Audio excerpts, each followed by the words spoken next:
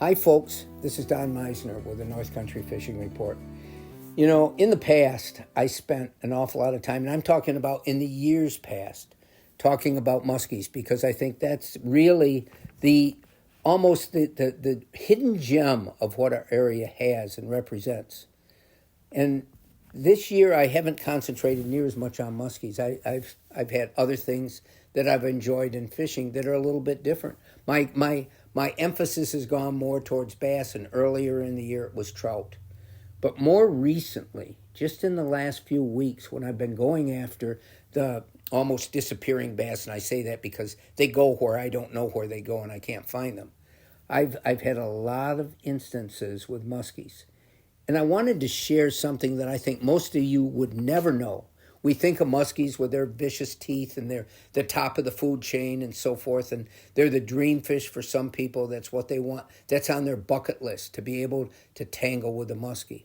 I've tangled with lots of them, and my opinion about them hasn't changed. But recently, and I think I mentioned this one instance on one of my earlier radio spots, but recently I hooked a bass, and I've done this every year, but I hooked this bass. And as I'm watching, because the water was clear and low, as I'm watching it coming to me, this shape emerges from nowhere, I guess is the best I can say, at a speed that I can't even describe to you, and attacks that bass. And of course, it was a muskie that was right out in the same water in that same area, probably just lurking, laying there motionless, fins barely quivering, waiting. And when it saw that bass start to struggle, and it was struggling because I had a hook in it, and so it started to jump and do things that bass normally don't do. And it's so marked, so remarkable to that muskie that it has to come, and it has to attack. In this case, it's not the normal muskie type of fishing. A lot of times they'll follow. You'll see the weight coming, and they'll follow, and they'll follow. And they'll follow at the speed of your lure, right to your boat or right where you're standing, and then they'll turn around and go away. Not the case when you hook a frenzied bass that's jumping out of the water, going frantic.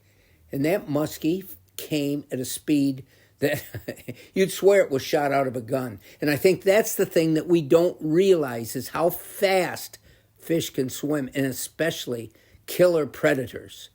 And muskies, I remember back years and years ago, way back when I was doing my first episodes of Streamside, and a guy had invited me to come muskie fishing in a lake, and it was actually near Cornwall someplace. I can't remember now. And so we got in his boat, and we were trolling for muskies. But here was what's so amazing, and it's when I first started to realize what these fish were. We were trolling at a speed so fast that you'd swear it would have been top speed when I was a kid of the boats and motors that we had back then. And we're trolling at maybe 10 miles an hour. I know that sounds preposterous to most of you, but we're trolling that fast. And he says, you don't want your lure out too far behind. You want it right in the prop wash.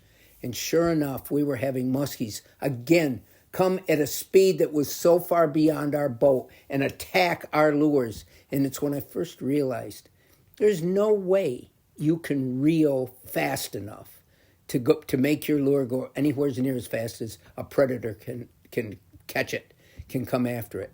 So some of the thoughts that I had is that day I watched that muskie come out of the water, attack my 12-inch bass, and it happened so quickly that I could never imagine it beforehand. And it's part of the thrill that comes from fishing. I didn't catch that fish. I wasn't even fishing for that fish, but it's something out of the ordinary that happened that cemented itself into my memory that I'll never forget. Until next time, folks, this is Don Meissner with the North Country Fishing Report.